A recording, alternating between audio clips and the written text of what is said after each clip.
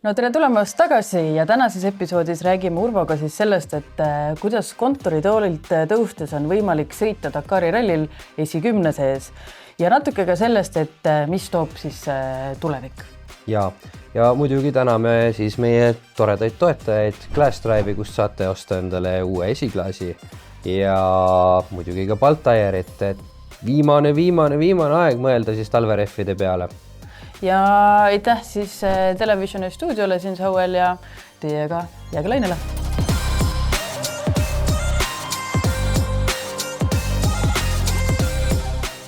No tere taas, Urvo, rõõm kohtuda jälle uuel neljapäeval. Me tegelikult eelmine saate lõpp küsisime ühe vaataja küsimuse ka, et mitu korda sa oled osalenud Dakari rallil. Mis õige vastus siis on? Veel 3. Veel 3. Aga tuleb 4.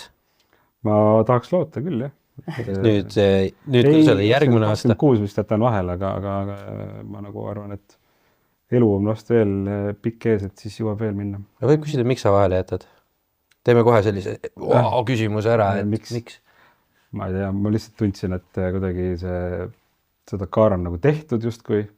See oli nagu pikka aega oli selline põhiasi, mis kogu aeg taavus trummi peas, et mis on vaja ära teha ja see ei läinud nagu nii lihtsalt, kui ma nagu alguses arvasin ja siis nüüd ma nagu tundsin, et on äkki siuke cool down. Võtame rahulikult, mul ei ole nagu otseselt vaja midagi endale tõestada kellelegi midagi, et ma tunnen, et ma olen nagu endale seotud eesmärgid nagu kõik täitnud, et ma olen nagu tulemusega rahul ja kõigega olen rahul, et aga ja siis mõtlesingi, et kogun energiat ja vaatan, proovin teisi asju ka elus teha, et kuidagi see teine mure oli mul sellega see, et see võttis nagu kogu ressursi ära, et see ühe asja peale panna, et nagu läksid kasiinosse, panid kõik punase peale, et siis nüüd ma mõtlesin, et ma nagu jagaks šatoone natukene niimoodi laiali. Aga jõuame sinna, lähme tagasi sinna eelmise episoodi lõppu, et kus sa siis tegelikult hakkasid alustama selle Dakaril osalemisega. Rallireididega siis vist on isegi õigem öelda, et sa tegid neid 5 tükki enne Dakari. 4 vist oli enne, kui ausalt 4 oli, siis oli Dakar. Täiesti algaja ju. Põhimõtteliselt, aga no, et iga võistlus on seal 1000 kilomeetrid, et seega nagu kilomeetrid oli ikkagi peaaegu, ma ei tea, 5000 oli ikka juba kella peal, nagu, et see nagu mingisugune kogemus on, aga jah, võistluste arvu mõttes vähe. Jah. Konkureerima läksid sa ikkagi meestega, kellel oli juba 10 Dakari võitu, eks ole, no, kellal ja lugematu arv kordi veel osaletudki. Et sa läksid esimene kord siis kui sul oli see CR olemas, eks ole, aga siis otsustasid ikkagi, et peab ikka Toyotaga minema. Dakarile läksid Toyotaga esimene kord. Räägi sellest asjast kõigest. No see esimene oli sükene esiteks, et ma läksin sinna täiesti oma meeskonnaga, et kellega me olime juba enne seda Dakari veits sõitnud koos, et me saime selle kasutatud auto selle vanagase käest ja siis tegime väikse rebuildi ja settisime ja läksime sinna kohale ja see sõit nagu, ütleme, et kui tagantjärgi vaadates läks nagu suhteliselt okeilt, et paar mingit nagu episoodi oli seal, et teisel päeval me pidime seal remontima ja kaotasime palju aega, et see üldarvestus läks nagu tulemas nahkaga. Aga üldiselt me nagu liikusime kenasti ja kõik oli okei, kuni siis selle kurikuulsa vist oli 11. päev, kui me seal tüüni otsa lõpetasime oma sõidu ära. No, kui ma ei eksi, siis kui sa ütlesid esimene päev pidid remontima, minust sellel päeval või teisel päeval, jälgisin laivis seda katset, nii palju, kui seda jälgida sai, on ju. Ja kui ma ei eksi, siis splittide järgi olite ta vist mingi 5. kohal. Sa räägid järgmisest. Järgmisest aastast. See oli CR7 aasta oli. Too oli esimene päev ja seal läks kohal, kus läks väga hästi. Oota, korra, kui me siit edasi lähme, võib-olla räägi üldse sellest Dakarist, mis see on ja mis see eristab seda sellest rallireidist ja nii edasi? Ta ongi rallireid ikkagi, et see rallireid on selline nagu, et Eestiga kasutatakse sõna maratonralli, et see on ikkagi, ütleme, maastikul toimuv üritus, ikkagi maastikuautodega ja levitakse siis väga pikki kilomeetreid halval teel. Sõidame roadbooki järgi, mis on pooltäpne, et sul on seal mingid distantsid ja suunad ja mingid ohud välja toodud, aga mingid sellist kurvi raadiusit asju ei ole, et sõidame ikkagi sarnaselt võib-olla natuke nagu mere peal sõidetakse kursi järgi ja mingisugust. Veidi siuke orienteerumine nagu, et. Ja ikka jah, et sa pead nagu pead leidma õige tee otsa ikkagi üles ja sul on, ma ei tea, pandud mingid selle põõsa tagant keera paremale ja ja seal mõnikord on tee, mõnikord on sihuke aimatav tee, et sihuke erinev. aga ütleme, selle rallireidi võlu on nagu see, et siis nagu me ütlesime, ennem rääkisime seda off-roadi juttu, siis see rallireid on sihuke huvitav ala, et see nagu kõnetab nagu justkui natuke nagu kõiki, nii off-roadi mehi kui rallimehi. Et rallimeestel on ka nagu kõik on sihuke, ohoh, Dakar väga äge ja siis ma olen siin mõelnud ja tahtnud ja äge ja off-roadi meestel samamoodi, et see on sihuke nagu mõtleks siis sihuke kahe asja sihuke nagu sümbioos, et justkui maastikul, aga siis justkui kiire, aga ei ole ka nii kiire ja justkui nagu orienteerumine, aga pole ka nagu päris orienteerumine, et sihuke kõige miks. No ta kuulub alati minu arust sihukeste autosportlaste unistuste võidusõitude hulka, et kui sa oled näiteks, ma ei tea, vormel 1 etapi võitnud, kui sa oled Le Manil sõitnud, kui sa oled Daytona on, eks ole, see, mis on see hästi oluline asi ja no siis ongi see Dakar, eks ole, et no, need on need alad, mida teavad üldiselt kõik ja kus kõik tahaksid osaleda. Mis ta võlu siis on? Miks see nii on? Miks kõik tahavad seal sõita? Noh, see on jällegi vist see, et kui seal juba on nii palju inimesi, et siis see on juba huvitav juba selle tõttu, et seal on nagu nii palju osalejaid ja konkurents on nagu suur ja eks see on ka oma igasuguste muude numbrite poolest on ikkagi ongi kõige kõigem, et sul on seal kõige rohkem kilomeetreid, kõige rohkem osalejad, kõige rohkem siis nii-öelda neid, ütleme, väljakutseid, et igasuguste telgisööbimised ja mingisugused nii-öelda maratonpäevad, mis tähendab seda, et sa sõidad 2 päeva ilma nagu oma serviseta, et sa pead nagu suutma 2 päeva sõita nii, et autoga midagi ei juhtu, on ju, et rehvid ei saaks otsa ja nii edasi ja nii edasi. Et kõik sellised nagu asjad on nagu sellised Dakari eripärad, pluss ta on nagu hästi suur ajalooga, et ta nagu ongi, mis ta on 70 mingisest, ma arvan puust, aga mingi 78 äkki või 79 on ta seda nagu korraldatud. Alguses Aafrikas, siis Lõuna-Ameerikas ja nüüd siis Saudi-Araabias. Jah, täpselt nii, jah. Et see ajalugu ja algus oli tõsi Pariis-Dakar ralli, et siis pärast Pariis kadus ära ja jäänud Dakar ja siis ta jäi. Et see teeb teda huvitavaks ja noh, mingi ikkagi selline nagu romantik on ka temaga kaasas käib, et on selline seiklus ja teadmatus ja niisugune nagu inimese nii-öelda ma ei tea, igasuguste raskuste ületamine ja kuum, külm, tolm, magamatus, nälg, janu, et kõik need asjad on nagu selle Dakari nagu selline. Ja muidugi lugematu arv erinevaid klasse. Seal saab ju sõita mootorratastega mitmes klassis, eks ole. Siis on need ATV-d, UTV-d, siis on veoautod. Mitu autoklassi on? 2 autoklassi on ka veel. Mis nende vahe on? Üks on niisugune stock-klass, et sõidetakse originaalautoga ja siis teine on siis T1-klass, kus on siis torudest autod ikkagi ja mingisugune karbonist kere. Sinul oli siis? Minul on ikkagi need T1 või need kõige-kõigemad autod on mõlemad korrad. Kui palju juba sai mainitud seda Toyotat, Hilux on ta see nimetus siis, kui palju tal siis nagu päris Hiluxiga, poe Hiluxiga sarnasusi on? Ukselingid, esiklaas, tuled, siis on esi- ja tagatuled, tegelikult esituled on ka ainult välimine pool, et sisud on tegelikult uued tehtud, et tagatuled on täiesti sokk, et seal saad osta poest Hiluxi tagatuled. Käid siin Amservis VLK-st läbi? Isegi esimene kord vist tellisimegi Eestist tagatuled endale tagavaraks kaasa. Aga jah, ukselingid on niisugused ägedad vanad, oli niisugused plastmast Toyota, niisugused Aga mingid raam, mingid niisugused ei ole ka üldse? See on täiesti nagu, kui sa paned selle rallireidi Hiluxi ja selle tava Hiluxi kõrvuti, siis on nagu täiesti 2 erinevat asja, et üks on nagu, tegelikult on ta 2 korda suurem ja laiem igatepidi ja niisugune nagu, kõik on torudest, et ta nagu pagi ikkagi. Ta näeb pildi peal välja, või need autod näevad veidi välja nagu need puldiautod, vaata, niisugune hästi suured rattad ja niisugune välja mõeldud nagu kere veidi ja veidi on seda alati niisugused. On küll jah, et ütleme Toyota võib-olla veel kõige rohkem nagu mingi automoodi, aga kõikidel nendel teistel tootjatel nagu Dacia või Fordil see Raptor, et need kõik on nagu niisugused täiesti mingid ulme valdkonda. Hot Wheelsi autod. Jah, põhimõtteliselt. Dacia. Jaa. Toho. Sebastian Loeb sõitis ju Dacia meeskonnas see aasta. Jah, Sebastian Loeb ja Nasser ja siis... Kõige kõvemad vennad nagu. Okei. Jah. Aga kuidas Daciaga ei ole mitte mingit pistmist peale nimelist. Ja ma eeldan jah, et sama nagu sellel Hiluxil. Aga kas sellel Hiluxil on vähemalt mootor Toyota sugemetega?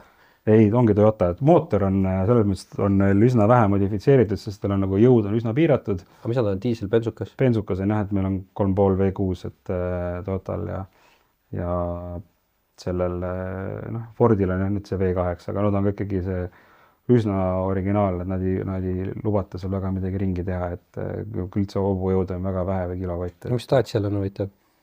Neil on vist üldse, minu arust on neil käib läbi selle Renault. Fordi see mingi, ma arvan, et neil on see Fordi see EcoBoost seal, aga ma ei ole kindel, et sest ProDrive ehitab nagu nende Dacia autosid, ennem oli ProDrive'il see Hunter, mis iganes see ka lööb sõitis seal. Et too oli ka ProDrive'il nagu Fordi mootoriga, et Okay. ma pakun, et see on sealt. Aga nüüd, kuidas selline ambitsioonikas plaan, et läheks nagu oma meeskonnaga? See on ka jälle see koht, kus oleks pidanud vanemaid ja targemaid mehi võib-olla kuulama, et see oli jällegi nagu nii, ma ei tea, ma mõtlesin, et nagu kuidagi usaldan oma inimestega rohkem minna ja kuigi kellelgi nagu kogemusi ei olnud väga või üldse ei olnud, et aga nagu ma mõtlesin, et nagu seltskond on nagu toredam, kui lähed omadega ja väga ei olnudki midagi viga, et seltskond oli nagu väga okei ja ma nagu ei kahetse üldse seda esimest Dakari, et nii sai tehtud, et see oli nagu väga hea. No te ei katkestanud ju sellepärast, et meeskonnas midagi oleks. Meil oli üks tehniline mure seal jah, aga põhimõtteliselt see selleks, et see nagu... Ja mis teil juhtus? Põhimõtteliselt siduri see toru, kus on õli sees, see läks vastu summutit, sulas ära, et see oli lihtsalt natuke vale koha peal. Ja siis, kui see sidur sai otsa, siis ma mõtlesin, et suva, et sequential kast, et ma saan sõita ilma sidurita ka. Aga siis on seal väike nüanss on see, et sellele sequential kastil on see, et kui sa liiva sees nagu see vedu läheb nagu nii-öelda, lähed mäest üles, jõud hakkab alla minema ja siis seda käiku alla vahetada on vahepeal päris raske ilma sidurita, sest et ta ikkagi ei ole nii ette nähtud toimimas. Et seal on aegalt seda sidurit vaja ja siis mul oligi niimoodi, et ma jäin 2 korda kinni, sellepärast, et ma ei saanud nagu seda käiku alla õigel hetkel, kui sa nagu täisgaasiga sõidad edasi-tagasi, siis sa saad ilusti käiku üles-alla vahetada, aga just selle, kui ta on raugema hakkab, siis seal ei saanud, siis ma jäin kinni 2 korda ja siis põhimõtteliselt koha pealt hakkasid ära minema niimoodi, et nagu ilma sidurita, kuidas sa lähed. Gaasi käigu sisse, siis tõmbad ja siis lihtsalt siis, kuna olid liivases ka veel, siis pidid päris palju gaasi andma, et ta nagu liikuma hakkaks ja siis põhimõtteliselt käis käigu hästi, sõidad hammakad vähe pihta. Siis natuke aega sõitsime seal, kuni käis kõik katki, kõik jooksis kokku niimoodi, et käigukast oli üks tükk. Ja siis sinna ta jäi see sõit meil tookord jah. Aga tegelikult oli see esimene sõit, aga ma kokku, et ma ei kahetse, nagu, et see oli väga tore ettevõtmine ja isegi see, et me seda lõpuni saanud, mul oli nagu selles mõttes hea meel, et me saime isegi üsna kaugele, et me nagu saime nagu selle palju hullem oleks, kui oleks pidanud teisel päeval katkestama, et me ei olekski saanud nagu sõita, aga me saime nagu ütleme, et 90% Dakarist saime juba läbitud ja oli nagu oli pigem rahul, et me arvasime, et juba on tehtud peaaegu, aga siis oli ikkagi 2 päeva ei puudu veel. Et see motivatsiooni nagu ära ei võtnud selles mõttes? Ei, seal oli kohe koha peal, ma teadsin, et see on kõik tehtav, et see ei ole hullu midagi. Ja siis ma tegelikult pidin järgmine aasta minema uuesti, pidin saama teise Toyota. Mul oli juba enam kokkuleppe tehtud. Uuem lihtsalt natuke mudel ja siis enam, ma ei tea, 6 aega enne seda hetke, kui oli vaja see otsus ära teha, siis ma tegin nagu keerasin kõik kaardid jälle tagurpidi, mõtlesin, et ei, ma lähen selle uue CR7 peale, kuna ma nendest nagu CR6 aegadest nagu nendega... Räägi sellest, see oli siis Lõuna-Afrika tootja. Jah, see, kes mul niimoodi, kellega ma selle esimese auto ostsin, kuna ma nendega suhtlesin ja siis ma teadsin, et nad nagu arendavad täiesti uut asja välja. Ja siis mõtlesin, et tundus jube äge asi, mida nad teevad ja mõtlesin, et kurat, et ikkagi uus ja huvitav ja äkki jube äge ja kiire ja hea ja... Sootsam ka? Pigem ei olnud, ütleme sama suht, aga rohkem oli paelus mind see, et see on nagu äkki midagi uut ja ägedat. Tähendab sama siis, mis nii-öelda kasutatud Toyota? Jah. Autod juhul ikkagi. Jah. Et on sellistel autodele turgu ka? Ja ikka jah. Lähevad kuhu siis madalamatesse nii-öelda võistlustele Poola kuhugi? Ikka nagu kõik sõltub nagu, mis sul on, et näiteks see auto, millega ma nüüd see aasta käisin, et see sõidab ikka siia samma, läheb uuesti Dakarile ja see ikkagi jääb siia sellesse nii-öelda samasse ringi neil edasi, lihtsalt tuleb mingi järgmine sõitja ja see on nagu huvilisik ka. Endale hoida ei tahtnud seda? ma mõtlesin, aga kuna jällegi ma tean, et on tulemas uus Toyota välja, siis ma mõtlesin, et see on tore küll hoida nüüd, aga samas kui tuleb uus, siis ka kõik, kelle läheb kolinal alla mäge. Siis mõtlesin, et ma parem nagu annan ta ära ja siis olen valmis järgmiseks õigel hetkel, et muidu jah, et kollektsiooni viitsinud koguma hakata seda. Ei, seda muidugi. Nüüd siis võtsid selle Lõuna-Afrika oma, CR-i? Jah, see oli nüüd selle teiseks Dakariks jah, et siis viimasel hetkel otsusin tolle peale minna ja noh, see oligi nagu nii-öelda laiasustusviga, et sealt hakkas kõik nagu allamäge minema veits, et kohe esimesel päeval meil hakkasid probleemid seal esimesel või seal Dakari toimuma ja kuni siis päädis selle kurikuulsa mahapõlemisega, et no mis see esimese päeva mured siis olid, et no, oli arendamata ikkagi? Põhimõtteliselt mingi väga lihtsad lapsevead olid, mingisugune seib oli liiga pehme ja mingi keere oli natukene liiga valesti tehtud ja siis keeras nagu selle rattalaagri lahti ja alt ära ratas, et see oli kõik, oli isegi imelik. Sel korral oli ju kiirus mega, et noh, nagu ma ütlesin ennem, et ma jälgisin live aega ja splittides olite te vist mingi esikümne... Pigem see oli isegi kolmandat tegi, mina oli täitsa reaalne selle maani, kuni me sõitsime, meil oleks nagu kolmanda koha tempos oli isegi esimesel katsel, et see oli positiivne jah, et ma ise olin ka nagu, et seal ikkagi tulid, kõik mehed tulid nagu vastu meile tolmu sees, et ühel hetkel sõidad, vaatad, et Nasser on, kes siin ees lõgistab, on ju, et tolmu sees ja siis vaatad, et Nasser sõidab vastu selle. Okei, tal oli juba 2 rehvi puruks sõitnud ja ta lihtsalt nagu hoidis tagasi, aga no vahet ei ole, et ta ikkagi ta sõits 2 rehvi puruks, mul ei olnud ühtegi tolleks hetkeks veel läinud, et selles mõttes kõik oli väga hästi ja kõik veel seal nagu oli, läks üles mäge, et seal riburada pidi võtsime neid mehi vastu, aga siis läks nagu ta läks, et nagu ikka alati, et ma ütleks, et siuke provotseeriv küsimus, et aga kuidas see võimalik on, sa ju ei sõida igapäevaselt autovõidusõiduga, ei tegele, sa ei sõida tuhandeid nagu testikilomeetreid aastas, sa tõused kontoritoolilt püsti, ütled, et tšau, ma lähen nüüd Dakarile, lendad kohale ja siis hakkad kohe sõitma ja siis sa sõidad sellise hooga, et nagu, kus see võimalik on?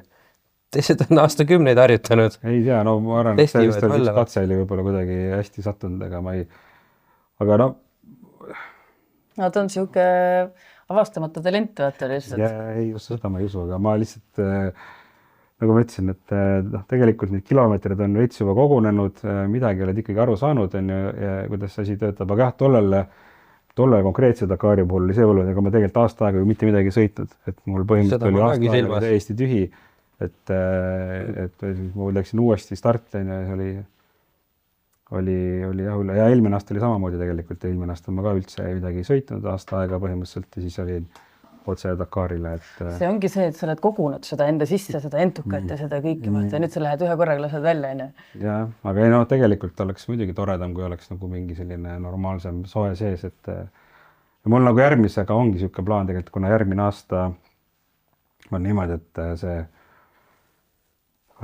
see tavaliselt on, see rallireidi kalender on niimoodi, et Dakari alati algab jaanuaris ja siis on see aasta lõpus, on see Maroko võistlus seal oktoobris ja siis toda peetakse nagu nii-öelda Dakari eelprooviks, aga järgmine aasta on siis niimoodi, et tuleb novembri lõpus tuleb Abu Dhabis üks etapp, mis on tavaliselt olnud peale Dakari, aga ta viiakse siis nagu järgmise aasta lõppu. Ehk siis on nagu, kui sa tahaks nagu 27 Dakariks väga hea ettevalmistuse teha, siis sa saadki novembris minna sinna Abu Dhabis 5-päevase selle sõidu teha ja siis juba 6 aja pärast on see, ütleme, Dakar. Ühesõnaga see hooaeg hakkab nagu nii-öelda sügisest. Ei, see hakkab jaanuarist ikkagi hakkab hooaeg. Aga see eelüritusega, ma mõtlen, selle Abu Dhabi. See on siis eelmise või järgmise hooaja lõppüritus on ta siis nii-öelda. Jah, ta nagu põhimõtteliselt, et 26 hooaja viimane võistlus on novembris ja siis uus hooaeg hakkab juba jaanuaris ja siis sa saad nagu teha lihtsalt. Aga seda sa saad kasutada nii-öelda nagu. Jah, trenniks nii-öelda saad ära kasutada põhimõtteliselt. Aga kogud ainult ühelt etapilt punkte, sest ta on ju läbi hooaja on seal ametlikult on nagu jah see hooaja. Aga mitteametlikult saad sa enda hooaeg alustada sellega nii. Põhimõtteliselt mitteametlikult ma saan hooaeg alustada niimoodi jah, seda küll, et ma saan järgmise aasta lõpus saaks nagu väga hea sukse sooja teha. Ja siis ma olengi mõelnud, et oleks nagu selline ideaalne, pluss seal on veel 2 sellist seda paha üritust ka seal Kataris ja Dubais, et võib-olla kui ma hoopitaks need ka sinna kuidagi ära, et siis saaks teha sellise nagu hea soojenduse ettevalmistuse teha niisugused tugeva trenni alla nii-öelda ja siis minna uuele katsele sinna Dakarile, et siis ma arvan, et see võiks olla nagu hea, et siis võiks meile proovida nagu pingutada mingit paremat tulemust ka. Aga ütlen, et nüüd ma nagu, kui ma läheks sinna uuesti peale, siis kui ma varasemalt oli nagu eesmärk oli kogu aeg sellist nagu lõpetada ja saada nagu puhta nahaga välja sellest jamast, siis nagu ma arvan, et ma võib-olla võtan selle taktika, et kui ei lõpeta, ei ole ka hullu, et proovime vähemalt siis kiiremini sõita, et selles mõttes see nagu on võib-olla natukene teine strateegia, kuidas sõita, et siit päris Robbie Gordonit ei tee. Jah, ei no Robbie Gordonit ei ole vaja teha, ega seal on neid ohte nii igasugused, et selgelt sõidetakse kogu aeg katki seal, et ma lihtsalt vahemärkusena ütlen siin meie kuulajatele, vaatajatele, et Robbie Gordon on ilmselt kõige meelelahutuslikum Dakari sõitja üldse läbi aegade. NASCARi mees, kes trofitrakiga läks sõitma, täiesti vale autoga ja lõpetas ühe võistluse jooksul tavaliselt paar korda katuse peal. Ei, Robbie Gordon on legend jah, et kui mina hakkasin kogu seda Dakari asja üldse nagu jälgima, siis ta oli nagu nii-öelda just sõitiski seal Lõuna-Ameerikas hästi palju ja oli tõesti niisuguse oranžiga hummeriga, et see oli väga äge. Just, ülikiire ja ülipalju katusel. Ja see oli see aeg, kui ei olnud veel kiirusepiiranguid, et tema auto jooksis üle 200 välja. Et ja teistel ei olnud nii palju, aga et siis tal oligi niisugune lege Ameerika värk, et kiire peal täiega ja siis kurvis ei olnud väga hea, aga jah, aga nüüd on meil kõigil 170 kiiruse piirang, et see on jälle FIA värk, turvalisus, et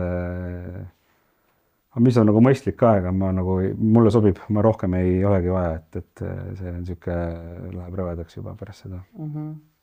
Aga kuidas muidu nendest võistlusteks või selleks ette valmistada, et et okei, ma saan aru, et selles mõttes autoga trenni ei tee otseselt, või sa siis ikkagi, ma ei tea, lähed korra maale, ajad edasi tagasi, vaatad seal, ma ei tea lihtsalt, ma ei kujuta ette. Eelmine aasta ma enne seda viimast Dakari mul oligi lihtsalt, ma käisin Kataris, tegin testipäeva, et siis sain sõita seal 250 kilti, tegime nagu lihtsalt, õppisime selle uue autoga nagu nii-öelda kohanesime, tegime mingi sõidu.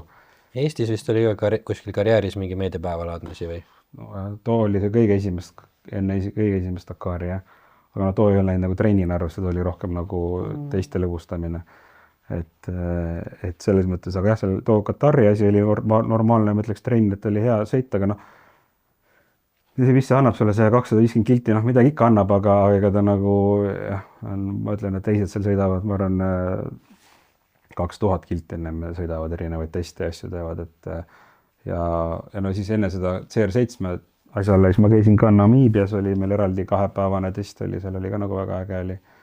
Too oleks kindlasti nagu, võib-olla too oli ka, ütleme siis, et põhjus, miks oleks algus kohe hästi, sest ma olin selle autoga saanud juba 2 päeva seal juba korralikult sõita ja see oli ka mingi 6 aega enne Dakari, et see oli mingi tunnetus ikka andis. Aga mis põhjusel sa siis ei tee seda või võiks ju rohkem teha seda trenni, et kas see on lihtsalt nii ajakulukas, ressursikulukas või lihtsalt see on alati kogu aeg nagu mingi põhjus olnud, et põhimõtteliselt, et kas ei ole autot õigel hetkel õiges kohas või ja teisipidi jah, et kui ma nagu tahaks seda nagu trenni tõsisemalt võtta, muidugi see on kulukas ka jah, et ega see nagu ma mõtlen, et ma olen niisugune veits panen puusalt kogu aeg, ütlen, et sõidab esimesed 2 päeva tuletan meelde ja küll siis tuleb jälle, et eks ta nii umbes ongi, et ega sa seal koha peal ka ju nii-öelda elad sisse, lihtsalt pead teadma, et see on nagu 2-nädalane võistlus, et see esimesel päeval ei ole mõtet nagu seda viimast hakata pressima. Nagu arvestades, et sul on tegelikult nagu väga suur potentsiaal, et kui sa juba täna sõidad niimoodi, nagu sõidad lihtsalt selle puusa pealt, et vaata, kus läheb ja fun ja et kui sa teeksid nagu seda ettevalmistust rohkem ja oleksid nagu selles osas nii-öelda sportlane võib-olla ja see ei ole üldse nagu mitte katsutav või see on väga käega katsutav tegelikult. 3. Dakaril tuli nüüd tulemuseks 12. Aga seal ma ütleks jällegi, et nagu 10 oleks olnud igati tehtav, et me vist andsime selle nagu võib öelda, et lõpus tõstsime nagu jala üles, siis ma sain aru, et sellel mu jaoks oli nii palju olulisem, oli see, mul polnud absoluutselt vahet, kas mul on 10 või 12, ma tahtsin lihtsalt saada nagu selle kirja Et tehtud, jah? et oleks tehtud, et ma ei peaks selle tulema Tallinna lennujaama, et nipa-napa siia, et ei oleks nagu tehtud ja elu nagu saaks linnukese kirja, et Ilmselt see ongi jah, kõige suurem nagu enda jaoks sihuke või noh, kõige jamam, et kui sa ei lõpeta ära, olgu see siis tehnika või midagi veab alt, on ju, et noh, iseendast andsid kõik ja siis näed, ei saanudki nagu. jah, et see oli, aga ei noh, ma loomulikult olen analüüsinud oma seda sõitu ühte ja teistpidi ja vaatan neid aegasid ja tean, kus see aeg kadus ja mida kõike saaks paremini teha, et see, mis oleks nii-öelda kõik, ma tean, et nagu esikümnesse sõita igal juhul on nagu realistlik, et noh, ma ei tea, esi3, ma arvan, on natukene ulme, seal peab olema väga palju õnne, ma arvan, et aga noh, see on alati, peab olema väga palju õnne. Aga ma arvan, et sinna ütleme 5 ja 10 vahele on nagu täitsa tehtav. Aga mis seal on nagu need raskemad kohad või kus see aeg kaob sul, et kas see on see, et näiteks sa pärast siis vaatad, et noh, võib-olla oleks võinud kaarti paremini vaadata, võtta teise selle lõigu või et et need see ukmaastik oleks võinud rohkem agu anda või mis need kohad on siis? No eks minul on nagu, ma ei tea, see ongi see pigem, et kus ta nagu riski võtad, et ma nagu tundub, et ma nagu ei tüünides mulle väga kuidagi pigem võtan turvaliselt alati, et seal nagu pigem kaotan aega veits. Ja siis ma ei tea, mingite kiviste lõikude peal on ka aeg, aga kui need kivid on nagu väga suured ja koledad, siis ma pigem võtan nagu hästi hoo maha, ma tean, et nagu see on täpselt see koht, kus nagu ässad nagu pigem võtavad aega ja siis nad nagu võtavadki selle riski, et sõidavadki neid rehve puruks, aga noh, et aga äkki lähe puruks on ju, siis on nagu jällegi jube suur võit on, et seal oli see aasta ka näha mitu meest, et seal ja Siit, kes võitis, sõitis seal ühel katsel, kus oli jõhker kivid ja meri oli teel, et tema suutis kuidagi niimoodi läbi tulla, et ta sõitis küll mõlemad rehvid puruks, aga ta kolmanda rehvi sõitis ka puruks, aga ta suutis seda teha mingi 20 kilti enne katse lõppu, et ta pani ikkagi nagu velje peal lõpuni, ta ei kaotanud nagu praktiliselt üldse aega tänu sellele. Eks jällegi puhas vedamine on ju, et ta sõitis kõik rehvid puruks ja ühe veel lisaks puruks ja ikka suutis täpselt nagu üle joone tulla. Et noh, ma arvan, et tolle katsega ta tõmbaski nagu hästi pika vahe sisse teistega või nii-öelda pikendas oma seda edu, et see oli nagu nojah, risk väga suur risk, et ma nägin, kuidas ta tuli tagant, noh ta startis mingi paar autot meist tagapool ja siis nagu ta võttis mingi esimese mingi 75 kilomeetriga, võttis mingi 15 minutit nagu meilt tagasi ja ma sain aru, et okei, et las ta siis läheb. Aga kas seal lõpeb katse servicepargiga, et sa ei pea selle autoga nii-öelda mööda avalikku teed kuhugi enam jõudma? Ikka pead, et seal ei ole sama asja nagu katse finishist on alati vaja sul ikkagi sõita ikka 100+ kilti sinna nii-öelda serviceparki ära, aga tollel konkreetsel katsel oligi, see oli veel maratonkatse, ehk siis tähendab, et seal nagu ei olnudki nagu mingit servist ei olnudki justkui. Et ainukene koht, kus nad nagu tagavararattaid said, olid siis kas konkurendid või siis öösel tuleb see T5 veoauto, mis tagant toob neid varuosasid ja asju, et sealt pealt nad siis saavad tulla. See T5 on siis, kes ei tea, see on niisugune nii-öelda siis igal meeskonnal on õigus registreerida siis endale nii-öelda veoauto, mis peab läbima selle katse samamoodi, aga lihtsalt, et ta kannab kaasas endaga nagu varuosasid, on ju. Et see ei ole selline veoauto, et kuskilt raja kõrvalt võib sõita ja sulle ära tuua, et see peabki olema nii-öelda justkui võistlev veoauto, aga noh, tegelikult nende ainuke eesmärk on lihtsalt nii-öelda kanda varuosasid taga. Igatahes need siis Siit sai siis sealt veoauto pealt endale uued rehvid ja kuna temal oli hästi, aga siis oli meiesugused mehed, kes jagasid kõik oma rehvid laiali teistele ja siis ei olnud endale lõpuks ühtegi jäänud, et see siuke. Seal on siuke kamraadlus on ikkagi väga korralik, et kõik aitavad kõiki. Ja seal pead olema nagu üli. Kas Sebastian Loeb annaks sulle oma rehvi? Ei usu, sest et me oleme erinevates tiimides, aga kui me oleksime nagu samas tiimis, siis kindlasti, et noh, nii-öelda, kui tema sõidaks Toyotaga, siis ma arvan, et see nagu, kui ma ei tea, kas tema mulle annaks, aga noh, mina talle annaks, siis ütleme niimoodi, et see niipidi see ikka töötab, et seal siis niisugust nagu vihast konkurentsi ei ole? Et nagu... Ei, no eks ikka natukene on, aga ma ei tea, seal kuidagi sellist nagu ikka päeva lõpuks me oleme kuidagi ühes selles samas paadis koos seal, et vähemalt meil Toyota meeste seas oli küll selline õhtul nagu koos vaatasime, kelle rehvidest saab veel mingi elu sisse puhuda, paikasime, panime neid nööre sinna sisse ja seal tegi, nii-öelda oli nagu korralik kummiboks oli, et ajas igaüks vaatas, mis tal nagu seal on ja siis kuidagi saime niimoodi hommikul minema ja jagasime niimoodi, et igalühel jäi vähemalt üks tagavara ka kuidagi saime, et see oli selge, et kõigil ei jätku tagavarasid järgmiseks päevaks, aga et siis kuidagi seal laveerisime ja lõpuks selgus üldse, et seal oli, mina sain üldse endale tagavararatta ühe Fordi alt. Spordimeestel oli niimoodi, et neil oli neid T5 rekasid oli 2 tükki ja need said õhtuselt kõik 4 uut endale ja siis nende vanad nii-öelda, mis olid veel terved, et need siis, kuna keegi see Fordimeestega hästi läbi, siis need ütlesid, et kuule poisid, et Fordil on sama Bolti valem, mis meil, et me laename, et me viime need pärast tagasi, et võtame endaga kaasa. Aga te sõidate kõik ühe sama rehviga siis või? Jah. Okay. Rehv on kõigil sama ja isegi õnneks see Belgi isegi sobis Fordiga vähemalt, et mis see rehvi kõrgus? 37 tolli on see läbimõte, et see on niisugune 920 milli. Aga see on nii-öelda see rehvi kõrgus? Sa räägid sellest? Selle vist ei olegi sellist nii-öelda kaldkriipsuga kõrgust. 37 korda 12,5, 17 tolli. Ma lihtsalt mõtlen, et kui me rääkisime enne sellest, et sõitis 3 rattaga või nagu 3 rehviga siis sinna finišisse, aga kuna see rehv ise on nii kõrge, on ju, et kas ta siis see ratas on õhus niimoodi sõidab järgi? No lõpuks velg on õhus.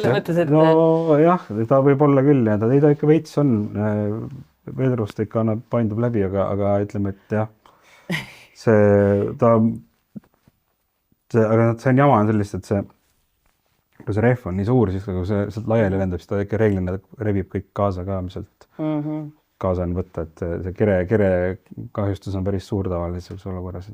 Arvestades, et see rehv on ka nagu nii suur, on ju, siis see kogu see väljaga see on väga raske ka, on ju, et kui sa seal vahetad kuskil, see on päris mitme mehe töö siis või? Nii hull neid ei ole, et ta võiks ta mingi 45 kilo äkki kaalub, jah.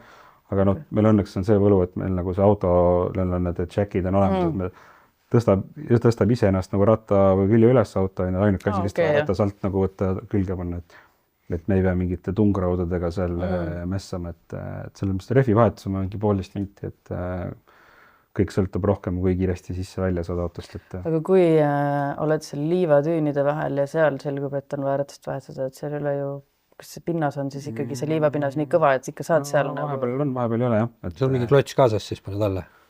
On ka, jah. Meil on need liivateed, mis on, kui sa vahepeal nagu kasutad, et kui sa kinni jääd, et sa saad selle liivatee sinna alla panna sellise, aga see on siuke...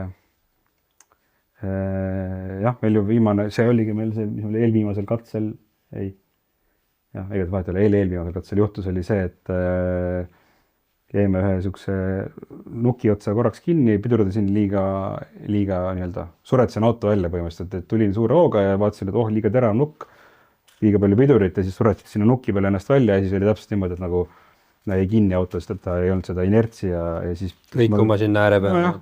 Siis mul nagu see põhipeotrikk on see, et nende jackidega mängin toas ja siis tõstab natuke auto ja siis kukub reeglina nagu sealt siis üle alla tagasi. Aga seekord oli see lugu, et ma nagu tõstsin ta ülesse küll, aga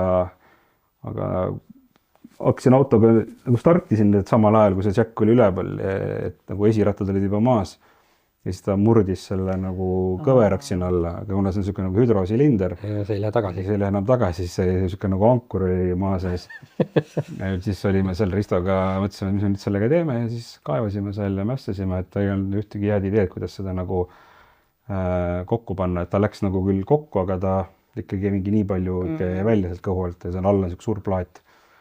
Aga jälle, kogemuse võrra rikkab nüüd, et me tegime muidugi vaeva seal kõvasti, üritasime seda sisse saada ja lõpuks lihtsalt keerasime selle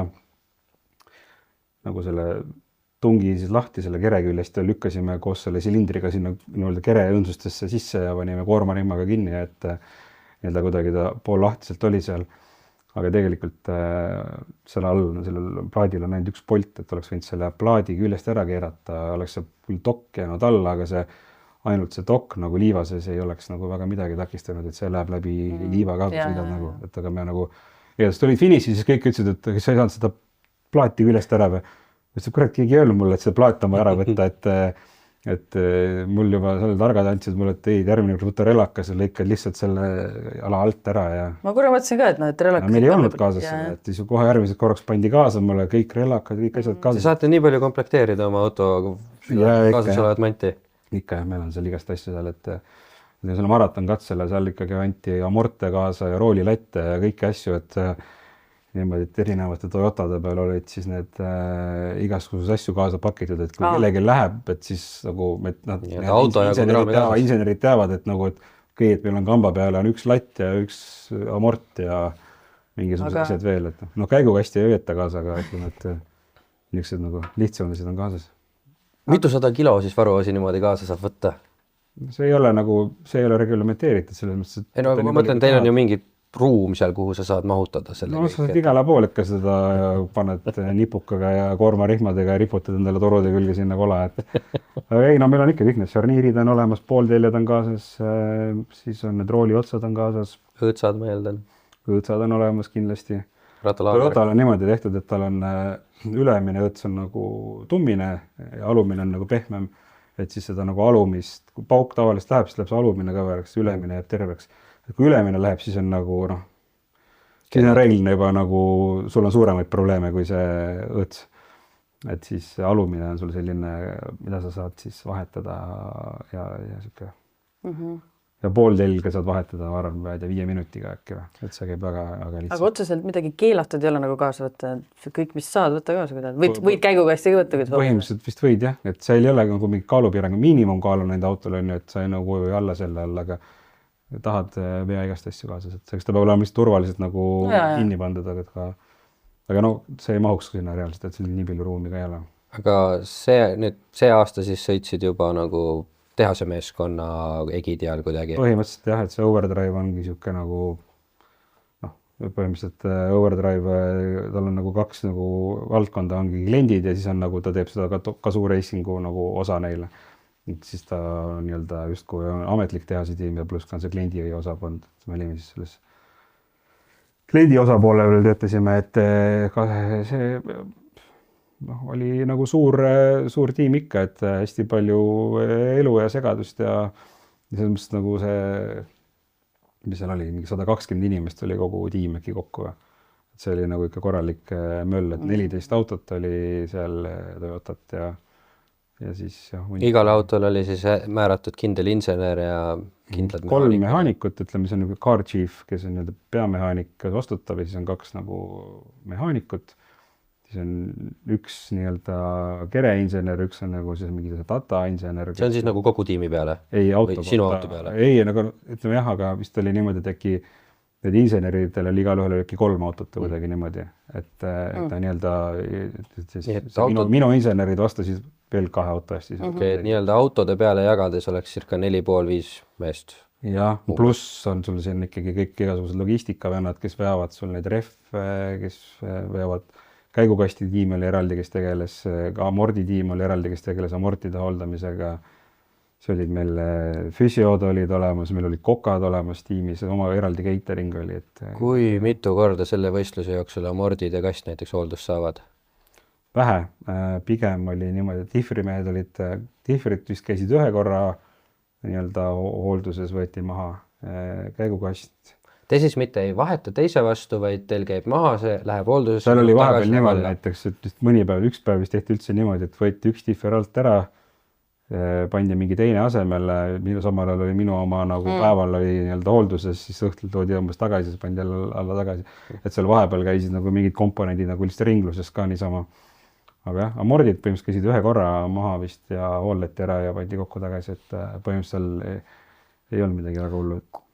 Kuidas selline asi on lahendatud nagu majanduslikult, et kas need varuosad on sinu omad või sa ostad need siis, kui nad kuluvad ja selle mingi remondi, hoolduse, mis iganes teenuse maksad siis nagu tehtud töö eest või see käib sinna kogu komplekti sisse? See on põhimõtteliselt niimoodi, et teenuses, hinna sees on ikkagi, ütleme, kõik see töö on seal sees, aga jah, kui sul mingid juppe nagu laost välja kirjutatakse, siis selle maksad eraldi juurde nagu. Okei, et noh, nii-öelda käigukasti või tifrite või see hooldus on mõistlik lasta isegi selle võistluse käigus ära teha. Ja nemad nagu tegelevad sellega, see on nende nagu nii-öelda töö, aga see, kui ma mingid, ma ei tea, esitiivad sõitsin puruks või mingisugused muud tilulilu, et siis see kõik läks nagu eraldi juurde. Nojah, aga difrite, pooltelgede või käigukastide ja mootorite kõrval on see nagu ilmselt siuke ma ei tea, seal ei ole see käigukastid, ega need mehed midagi seal, ma olen aru saanud, et ega nad suht pommikindlad asjad on neil tehtud, et nad põhimõtteliselt võtavad lahti, vaatavad korra, puhastavad, võib-olla mingid kontrollivad, mingid pingeid, laagrid, lõtke, mingid hambumist ja pigem neil on rohkem selline nii-öelda nagu kontrollimise funktsioon on, et mulle hästi palju öeldi nende kastimeeste poolt, et kuule, mis sa teed, et kuule, nagu isegi nagu seda metallipuru ei ole isegi nende korkide peal nagu, et sidurdad või? Ei, ta ongi, mida sa nagu teed, et nagu mis sa nii vaikselt sõidad, et teistel meestel on ikka kuradi tükid õhtul tulevad maha, et sul on nagu mingi õli ei pea ka vahetama, et nagu nii puhtalt sõidad, on ju, ütlesin, et no ma ei tea, mõtlesin, mul on eesmärk on ikka lõpuni tulla, et ma siin ei taha nagu lammutada neid. Selles mõttes ma sain nagu hästi palju kiita, et hästi viisakalt olin sõitnud. Ja see plaan on nüüd aknast välja lendamas, ma saan aru. Ei, ma ei tea, ma lihtsalt mõtlen, et Okei, mis su järgmise aasta plaan nüüd on? Tuleb uus Toyota välja või? Tuleb uus Toyota välja, jah. Nii, mõtted mõlguvad sinna suunas? Ei, no eks ta ikka mõlguvad ja ma pigem ütleme niimoodi, et ma olen juba mingisuguseid lubadusi andnud juba, et ma pean pigem on lihtsalt jah, ma arvan, et järgmine aasta, ma arvan ikka see uue Toyota äkki saab teha mõned tiirud. Ehk siis järgmise aasta novembris tõenäoliselt siis sinna Abu Dhabisse ja siis 2027 aastal Dakarile. See oleks ideaalne nägemus küll, jah. Et see uus Hilux tulebki äkki järgmine nädalavahetus äkki tuleb välja. Dubais on esimene võistlus. Lennukipiletid olemas? Ma mõtlesin minna sinna, aga ma ei tea, mõtlesin, et mis seal ikka, ma lähen hiljem ka, aga põhimõtteliselt jah, ma saaksin minna küll sinna, aga see igatahes tuleb nüüd välja ja nüüd põhimõtteliselt selle aasta Dakaril siis on näha, kuidas see uus Toyota siis võrreldes selle vanaga nagu on. Lähed sa nüüd pealtvaatajaks või? Ei lähe, ma räägin, mul on nagu poja sünnipäev 6. jaanuar, et ma olen 3 aastat üle lasknud, et ma mõtlesin, ma nüüd see aasta lähen sünnipäevale ja olen nagu niisama isa. Aga 7. jaanuaril saab välja lennata ju. See on see asi, et kui sa oled korraks seal koha peal käinud ja seda asja sõitnud, siis sa nagu niisama sinna vaatama ei viitsi minna. No aga poja viid ka kohe. See poeg on rohkem jalka peal, et teda ei meelita sinna. Tal on veel teised prioriteedid. Aga jah. Nüüd sa oled tegelikult ju kätt soojas hoidmas või hoidnud ka mujal ikkagi, et Škoda R5 või Rally 2-ga siis ju nüüd võidu sõitmas. No jah, see oligi see sama, mis ma eelmine saade rääkisin, et ennem oli kuidagi kõik all in selle ühe asja peale, et siis mõtlesin, nüüd tahaks veel mingeid muid asju elus proovida, et siis selle aasta nagu nii-öelda suur uus asi oli seda rallit proovida, et mõtlesin, mis ta siis ikka on, et aga olen nagu väga palju pidanud õppima ümber hindama enda nägemust, kuidas see asi käib, et autoga sõitmine, et see ralli on ikka hoopis teine loom, et see ei ole selline, kust tuled ja hakkad puusalt panema, et need nii-öelda tolerantsid on nii väikesed ja nii-öelda nii lihtne on viga teha, ja kiirust kaotada. Aga Saaremaa ralli oli sulle esimene rallilus? Ei olnud, ma tegin see aasta, ma tegin ikka kõigepealt tegin selle sprintralli maikuus Saaremaal ja siis oli Lõuna-Eesti, Paide ja käisime veel Ceesises Lätis ja siis oli nüüd Saaremaa, et nagu ütleme, koos selle sprintralliga 5 siis oli. Täitsa korralik hooaeg tuli ikkagi. Noh jah, et sain kokku 500 kilomeetrit rallit sõita, et mul on üks korralik Dakari test, eks ole. Korralik jah, päev, et aga ei, selles mõttes oli põnev ja mul nagu ma mõtlen, et nagu oli autospordi huvilisena oli väga põnev aeg, et ma õppisin nagu täiesti nullist kogu seda legendi asja kirjutama ja siinkohal suured tänud Kulderile, et ta oli tõesti meile väga suureks abiks, et sai temaga palju vedetud aega ja tunde sõites mööda külateid ja kirjeldatud erinevaid põõsaid ja puid ja kraave ja künkaid, et see oli väga tore. Mingitel etappidel olid sa ju ka absoluudi esikümnes või? Vist peaaegu kõikidel oli. See järelikult kiirus on olemas. aga ikka selle koha, esikümnes ja, aga selles mõttes, et see mul jällegi ei olnud nagu mingit eesmärki midagi sellist nagu sõita või mingit tulemust tulnud taga ajada, et pigem oli põhiline eesmärk oli aru saada, kuidas see legendi järgi sõitmine käib, et siis see oli ikkagi nii teine maailm minu jaoks ja ma siiamaani ütlen, et see ma ei ole veel nagu et ma saan nagu aru, kuidas rallis, mis on teha vaja, et kiiresti sõita, aga mul on veel kaugel seal, et seda nagu tunda ennast nagu mugavalt seal või nagu seda teha nii, nagu seda peab tegema, aga ma arvan, et minu see nii-öelda ralli karjäär, ma arvan, piirdubki sellise kohaliku kodu mingite sõitudel, võib-olla käin siin veel midagi tegemas, et aga ma ei näe, et ma mingisugust WRC etappi tahaks veel kaasa teha, et siis see on nagu nii. Üks asi on nagu muidugi majanduslikult on ta nagu, ma ütleks, oluliselt kallim kui need teised alad, mida ma olen harrastanud. Ja teine asi Dakaris kallim.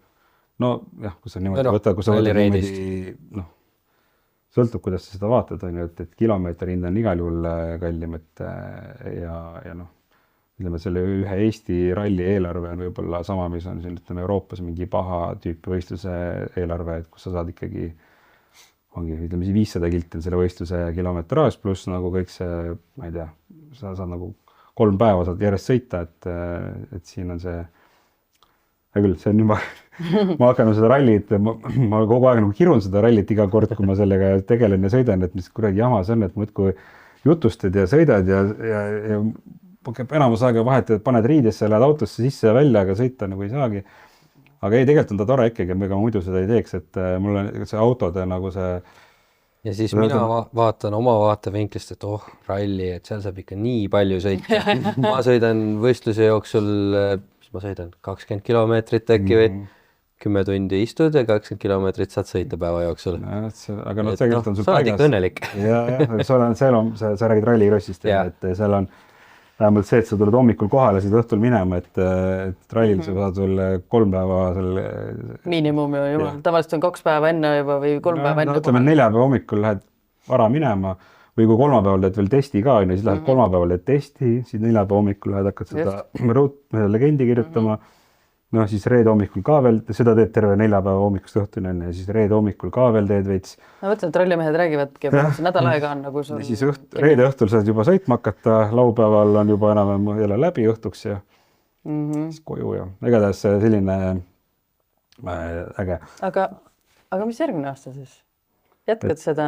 Ralli on tehtud ja Dakar on tehtud. Ringrada oled ka proovinud ju? Ringrada olen ka proovinud jah, aga see oli veel täpsem asi, et kui see ralli on nagu see täppisteadus, siis see on veel teistmoodi täppisteadus, et rallis on muidugi see, et see ongi see legendi osa veel, mis on nagu muutuja. Et seal ringas ei ole isegi seda legendi osa, et seal on nagu lihtsalt olla kogu aeg ülitäpne ja terav ja siuke nagu, ma ei tea, kuidagi osata sellest autosse maksimum välja võtta, et ma mõtlen, ma olen vist see traktorist minus on ikkagi nagu nii palju sisse imbunud, et ma ei suuda sealt seda nii või viimast välja võtta, et aga ei, ma nagu kahetse jällegi, et too oli ka väga põnev kogemus, mida sai tehtud, et ja küsin, mis järgmiseks, ma ei tea, ma olen nüüd see talvel on eelmine aasta juba hakkasin natukene seda endurot mootorratastega sõitma, et see on ka täitsa tore tegevus, et eelarved on väga meeldivad, et paned oma 3 liitrit bensu paaki ja lähed ja sõidad, et ei ole mingit stressi ja et füüsisele ka hea ja füüsisele väga hea täpselt, et ja vaimule ka, et sa ikkagi oled sunnitud tegelema väga ebameeldivate asjadega ja mõtled, et miks ma siin olen ja kuidas ma siia sattusin ja aga siis teed ära, siis on jälle see hea tunne, et olen midagi ära teinud. Nüüd järgmine aasta siis näeb sind kaeratalise peal rohkem või? Ei, ma praegu vaikselt, see on nagu lihtsalt, ma räägin, puhas trenni. Sugu hobi väike... Lihtsalt selline möödaminnes asi, et mõtlesin just, et annad näpu ja varsti avastad ennast, mille Miikriaga oli vist selle nimega klass, tsiklite klass Dakari, Malle Moto klassis. Seda ei ole, minu jaoks on juba autoga sõitmine piisavalt raske, et mootorrattas on täitsa ulmeline. Aga jah, ma arvan, et ma nagu nii-öelda kindlasti elus proovin veel teisi autospordialasid ära, ma tunnen, ma olen siuke nagu hunt kriimsilm veits, et ma olen juba selle nagu avanud selle asja, et siis iga aasta peaks midagi uut tegema, mina ei tea, et mind kutsutakse kogu aeg drifti proovima ja igasugused muid asju. küll ma kunagi jõuan sinna. Reinsalu spordil on kindlasti mitu Ford K-d või Festat või midagi. Ja olen ka Valduriga rääkinud, hea meelega pakuks igasuguseid võimalusi sõita, aga ma praegu hoian ennast tagasi, et mul on õnneks ka veel perekond, kes aeg-ajalt tahab minuga aega veeta, et siis ma proovin nii-öelda balansseerida seal kogu aeg. Eks on keeruline. Aga ma arvan, et siinkohal ongi hea lõpetada, oodata, mis su... Meil on üks küsimus ka. Ja, see ka jah. Aga selles mõttes selle autoga, et eks siis vaatame, mis siis saab järgmine aasta ja hoiame siis ikkagi pöödled, et see järgmise aasta lõpus novembris saame juba kaasa elada ja 2027 aasta siis Dakaril. Ma ka loodan. No vot jah, aga minu küsimus siis sulle on selline. Mis on see üks asi, mida oma autoga kunagi teha ei tohiks? see on see, mis ta meile enne saate algust rääkis. Pikast, jah. Mul on siis väga siuke, ma ei tea. Mina arvan lihtsalt seda, et kõige olulisem on see, et sa sõidad autoga nii, nagu ta on nagu selleks nagu ette nähtud. Et see minu arust on see, kui sa nagu üritad panna teda tegema, milleks ta ei ole ette nähtud, siis see on natukene vale. Ja nüüd ma toon siis konkreetse näite, siis on ju, et sa ostad endale G-Mersu ja paned sinna 23 tolli väljad alla ja asfaldirehvi, et siis see minu arvates natukene vale. Et tuleb ikkagi maastikautodel tuleb hinnata nende nagu esialgset eesmärki ja samamoodi, et ma ei tea, mis veel näited on vastupidisest maailmast, et ei olegi. Lamborghini tegi ju selle Sterato või mis see on, sa tõstid kõrgele Huracani. Täpselt jah, et see tore, aga igatahes, et ütleme niimoodi, et arvan, iga asi tuleks kasutada selleks, milleks seda ette nähtud on. Et see on mu ainukene asi, mida tuleks teha autodega või ei tohiks teha. Aga aitäh sulle nende 2 päeva eest ja mis seal ikka? Jah, minge ostke endale uus esiklaas Glassdrive'ist ja uued rehvid muidugi Baltairist. Jah, ja aitäh sulle. Teiega näeme järgmisel nädalal jälle neljapäeval ja täname ka loomulikult television.ee stuudiot. Nii et, tšau! Nüüd aega!